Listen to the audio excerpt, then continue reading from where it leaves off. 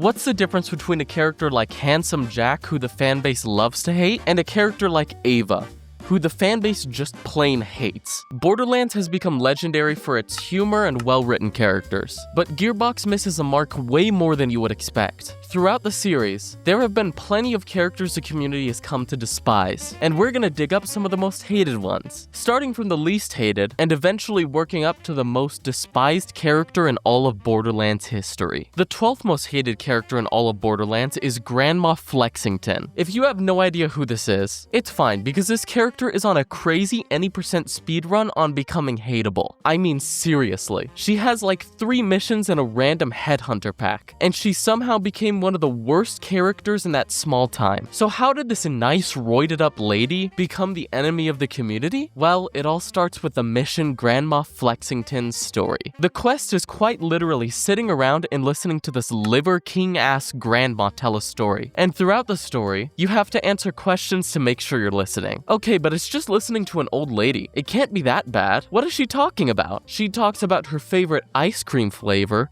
which is Rocky Road, her whale squid called Blowhole the Apocalypse, her pet Rax, her husband, and the place she lives. Why does she think we actually care? I mean, this alone totals about 1,219 words, just for that one monologue. But it gets way worse. If you complete the Grandma Flexington story, you get access to Grandma Flexington's story, Raid Difficulty. Yeah, that's the actual name of the mission. It's way too early in the video to express my true feelings on this, but what the falafel was Gearbox smoking when they made a Raid Difficulty to a mission about listening to a grandma? Do you want to guess how a grandma telling a story gets more difficult? You guessed right. It's way longer with way more questions you have to answer. This version of the story is 12 minutes. Yeah, you have to just sit for 12 minutes and listen to some trend out granny talk to you like you're her therapist. This character was literally only put in to annoy the hell out of players. No wonder she's so hated. Grandma Flexington was a random side character, but the next most hated is one of the main cast, Dr. Patricia Tannis. You either know exactly why she's on this list, or you haven't been keeping up with the discourse around Borderlands 3 at all. Which, I mean, like, I get it. My mental health would be a lot more intact if I could forget about the release of Borderlands 3 too. To catch anyone up, she kinda just reveals she's been a siren since late Borderlands 2 near the end of the Borderlands 3 story campaign. For anyone who roughly keeps up with the rules and lore of the sirens up to this point, making Tannis one felt like a really dumb last-minute thing, thrown into the plot for convenience. Sirens are the main magic system of Borderlands, and the rule set for that one system used to be relatively decently understood. So for Gearbox to destroy our understanding of it like this made no sense. If you search up Tannis Siren, it's just rant thread after rant thread. And in the comments, there are people trying to figure out how this properly makes sense years later. It would be a completely different thing if there was even an inkling of foreshadowing in Borderlands 2 that Angel was or already gave her these powers. But when you just randomly dump it on the player base, it's gonna feel like a weird thing. Especially because she was supposed to be hiding it in the first half of Borderlands 3, only to reveal it when we had already saved her. Like, if you wanted to keep this a secret, why would she just give it away for no reason? She completely destroyed one of the most important pieces of world building in Borderlands. And for that,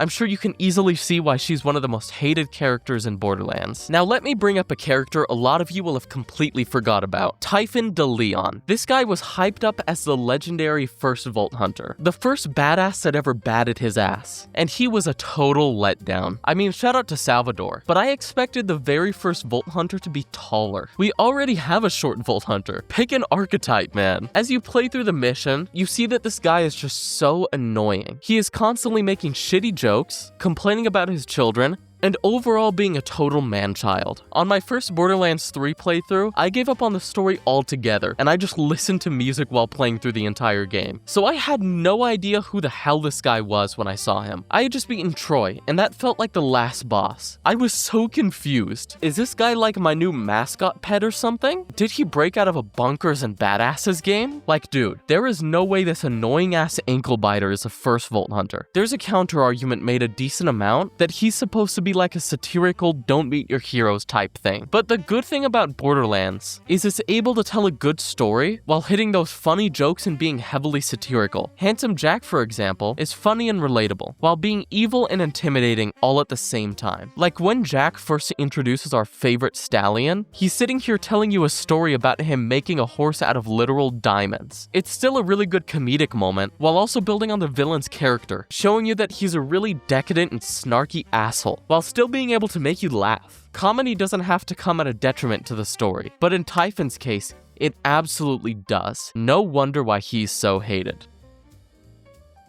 From this point on, most of these characters should resonate pretty heavily with you, as they are the most objectively annoying and terrible characters ever. Our next one is Professor Nakayama from the Hammerlock's Big Hunt DLC. This is another character where it's impressive that they got on here, because Nakayama is only in a DLC that lasts like a few hours, and still manages to be so hated. The big reason for this is because a lot like Gearbox, Nakayama is obsessed with Handsome Jack, and doesn't want to let him go. I'm talking to a point where he even tried to resurrect Jack. Speaking of that, his attempt at bringing Jack back is another pain point of his character, because it resulted in the boss Jackenstein. Why in the world would he use this creature to bring back his idol? I have no idea, but what I do know is that the fanbase hated this boss. This guy fanboyed too close to the sun and the fanbase hates him for it. To reinforce how pathetic he is, he ended up dying by falling down the stairs like a complete idiot. Like seriously, not even the game takes him seriously. If you're enjoying this video, we would love it if you could hit that beautiful subscribe button for us. We make top tier Borderlands content and you won't want to miss a single video. We're going to be doing a lot more of these in the future, so be sure to stay tuned. Our next and 8th most hated character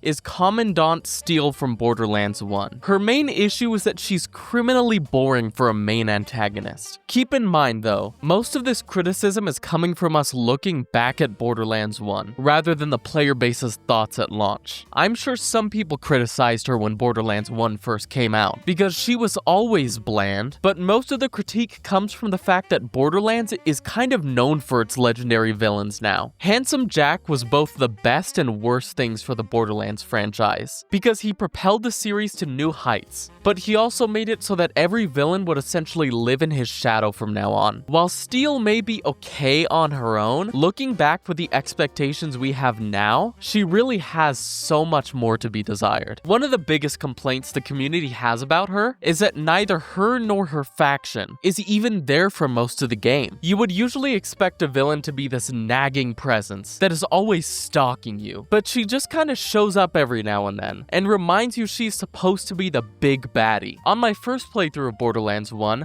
I had been playing for a few hours by this point, and I had just got my first comm from her, and her introduction really was, "Hey, you're trying to go after the vault. I don't like that, so I'm gonna stop you."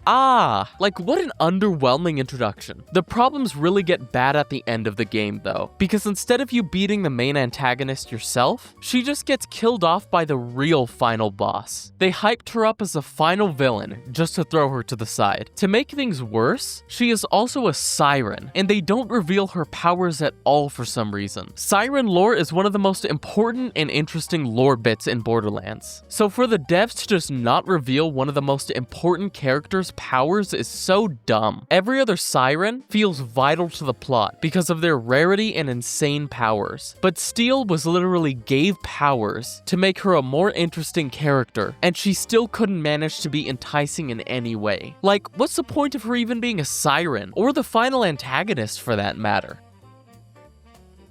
This next one is gonna hurt me a bit, because I wholeheartedly disagree with the community on this, but I get it. We live in a free country, so I'll say it. Tiny Tina is the next most hated character in Borderlands history. What exists for Tiny Tina isn't just like a lot of people on this list. There are loads of people that really enjoy her character, like me. However, she is very true to herself and has a loud personality. So if her humor lands with you, you generally like her. On the other hand, if you think her writing is dumb, then you just won't like her. And you are one of the reasons she's on this list. Apparently, people call her loud and annoying and say she's like a child craving attention, which, I mean, she is. A lot of people think she's too quirky or that her zaniness is too forced. They also mention the fact that she spits out outdated memes. I think she can give some crackhead energy most of the time, but I feel like when I think of Borderlands humor, Tiny Tina is the first thing I think of. So I can see why she's one of the most hated characters,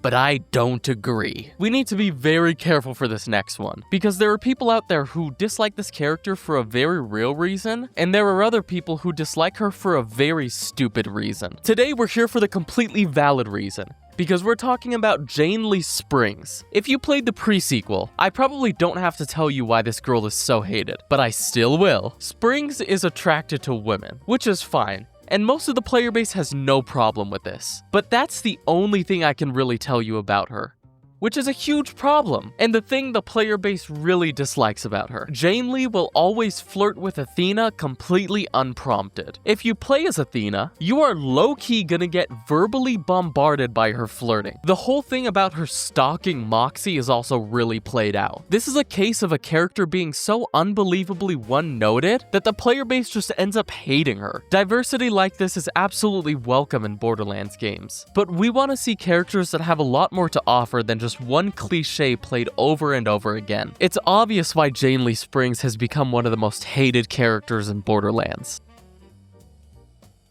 Next up, we have another pre-sequel character, because for some reason, this game loves pumping out hot garbage characters, and Pickle is no exception. Kinda like Tiny Tina, this character is on the list because he is so annoying, but this guy doesn't have fans like Tiny Tina does. He has this annoying ass voice, and somehow an even more annoying personality. If Gearbox should take notes from this, it should be that they should just skip out on childlike characters, because most people clearly hates them.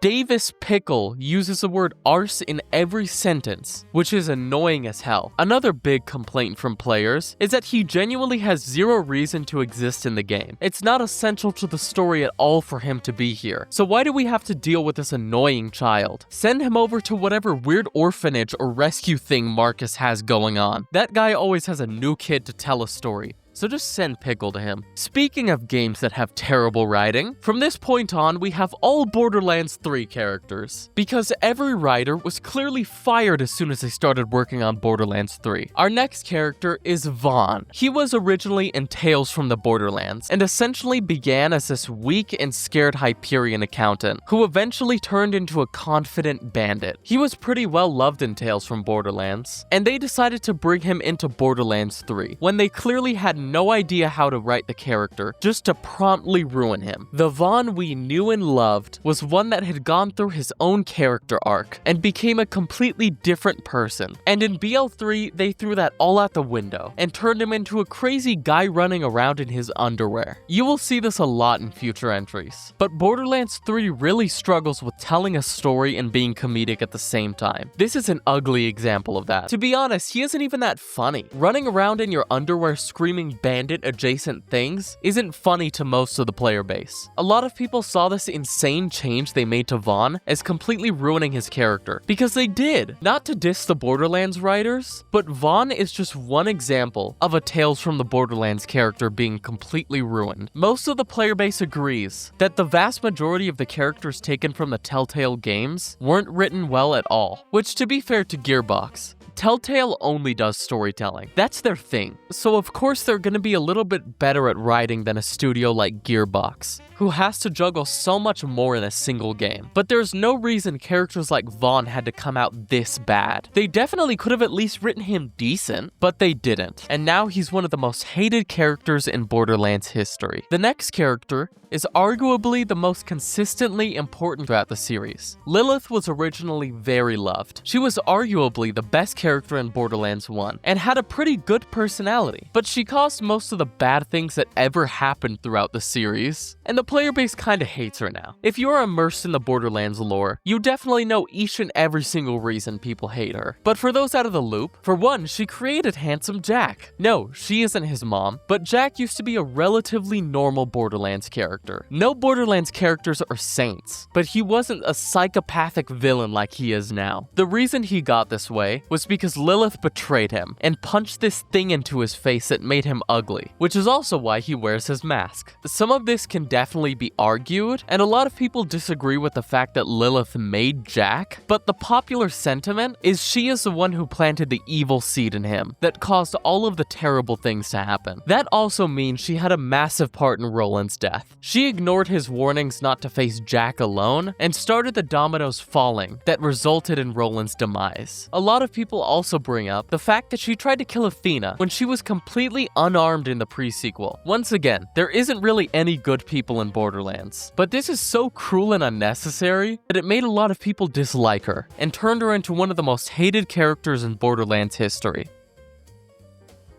Now for the second most hated character in all of Borderlands, the Calypso Twins. Everybody saw this coming. These guys suck so much, and they're a big reason why Borderlands 3 was largely considered a failure. The reason these guys are hated is because they just suck as villains. This is the pinnacle of the problem of Borderlands 3 not being able to be comedic and tell a story at the same time. These guys feel like a joke rather than a scary villain with humorous elements about them. There is zero work ever put into making them intimidating at all, which after Handsome Jack, the follow-up villain better be intimidating. Gearbox leans heavily into a tell-don't-show direction with these guys, which just ruins it. Most villains in the series are crazy, sadistic, snarky jerks, but the Calypso Twins try so hard to convince you it's the case, while other villains just are that. For example, in Borderlands 3, the twins will tell you stuff about how they will catch you and torture you, and tell you all the scary and cruel stuff they'll do to you. But pretty much none of those threats are followed up on. I just have to believe that these two losers who look like they just came out of a Slipknot concert are actually terrible villains. Not happening. On the other hand, with Handsome Jack in Borderlands 2, he just is scary and sadistic and an asshole. He straight up kills Roland with his own hands, one of the heroes of the Borderlands game, and a beloved character by this point,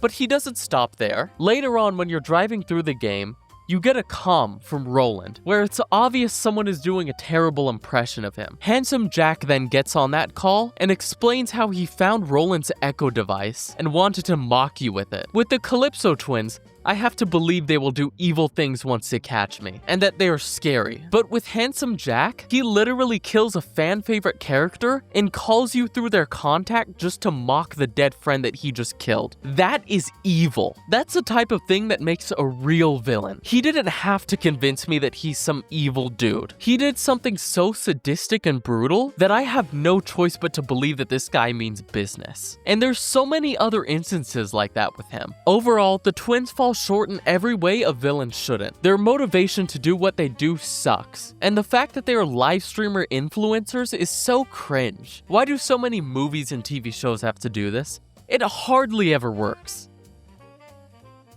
The most hated character in Borderlands history is Ava. No need to hype it up. You already know, so I'm just gonna lay it out on the table. Pretty much every part of Ava is hated. You can make a 2-hour-long documentary on everything wrong with Ava, and people will still complain you missed stuff. So I'm gonna try my best to unpack it all here. First reason is she's just really annoying. She's self-centered, argumentative, and every time she is in the vicinity of the screen, I just want her to shut the hell up. The worst part of all this, though, is that she had a huge part in the death of Maya, the most beloved siren, and one of the most beloved characters by far. Maya told her to stay behind, and she didn't because she is stupid and annoying, which caused her to get into danger with the Calypso Twins, and Maya ended up having to sacrifice her life for this waste of binary code. Then what follows makes this even worse. She doesn't feel bad at all for killing a goated character. Then she blames Lilith for it. Added on to all this, for some reason, at the end of the game, she is crowned the new leader of the Crimson Raiders. Why? I have no idea. She didn't do jack shit other than get a siren killed. Imagine being so hated that you make Gearbox listen to feedback. She was supposed to play a huge role in Borderlands 4, and by the grace of the Lord, she isn't in there at all. Data miners found that she's supposed to be in the game, but she was replaced by Amara. I have never been so happy about a retcon, considering the fact that she's so hated that she literally had to be removed entirely from a game. I think it's safe to say that Ava is the most hated character in Borderlands history. And that was the most hated characters in Borderlands history. Is there one you expected to be on here and didn't see? If so, drop it in the comments. I would love to see them. If you enjoyed, be sure to leave a like and subscribe. And click on the video on screen to watch every Borderlands DLC explained and see the lore behind some of these characters. And without further ado, I'll see you guys the next time you find yourself looking down the barrel.